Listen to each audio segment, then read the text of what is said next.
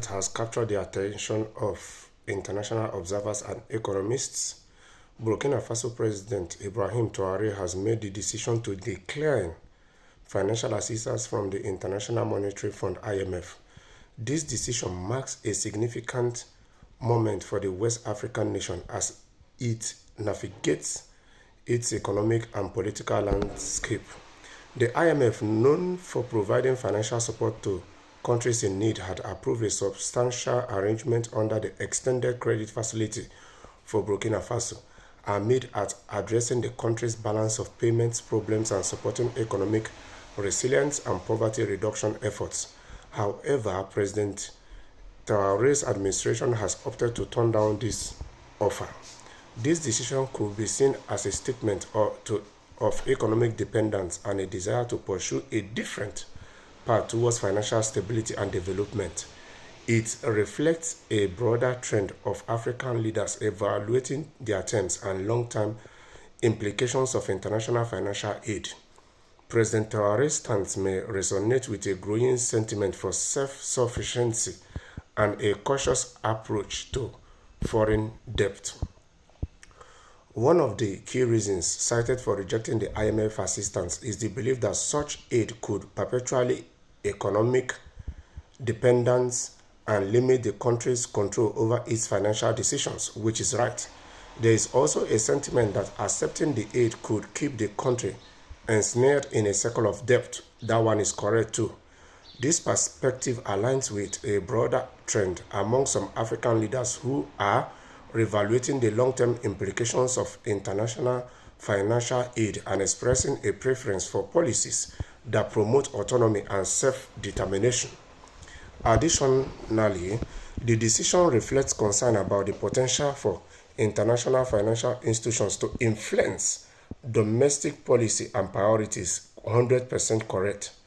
By turning down the IMF assistance, Burkina Faso is asserting its financial sovereignty and demonstrating a commitment to prioritizing the well-being of its citizens above external pressures. It is important to note that Burkina Faso faces numerous challenges, including security issues and the impact of external shocks, such as the COVID-19 pandemic and adverse weather conditions. Despite these difficulties, the government's decision suggests a willingness to address these challenges independently, possibly looking towards other forms of partnership and support that align more closely with the nation's goals and values. Burkina Faso has faced numerous challenges, including security problems and impact of COVID-19 and adverse weather conditions. Yes, of all of which have strained the nation's economy.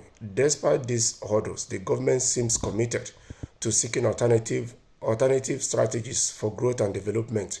The move has sparked discussions on the sustainability of such a decision and its potential impact on Burkina Faso's future. Some analysts argue that while this could foster a sense of national pride and control over the country's resources, it also raises questions about the viability of self-funded development in the face of a significant economic challenges. As Burkina Faso charts its course, the international community will be watching closely to see how this decision unfolds and what it might mean for the future of financial assistance and economic sovereignty in Africa. The country's leadership appears to be signaling a new era of autonomy and self-determination, setting a precedent that could influence the region's economic policies for years to come. Yes, Burkina Faso is doing very well. Yes, because if they would have taken this money, first and foremost, the power that this junta leader control will be limited because IMF indirectly will be the one implementing the policy in Burkina Faso. And by rejecting this loan, they have total sovereignty, autonomy over their country, and it means that any plan or any solution they are looking for will be power-driven that will move and project Burkina Faso to success. And other African countries will be watching closely, not just the West or the international community. Because when other African countries see that Burkina Faso find other way of doing it on their own rather than enslaving the future of the coming generations, other African nations will follow suit.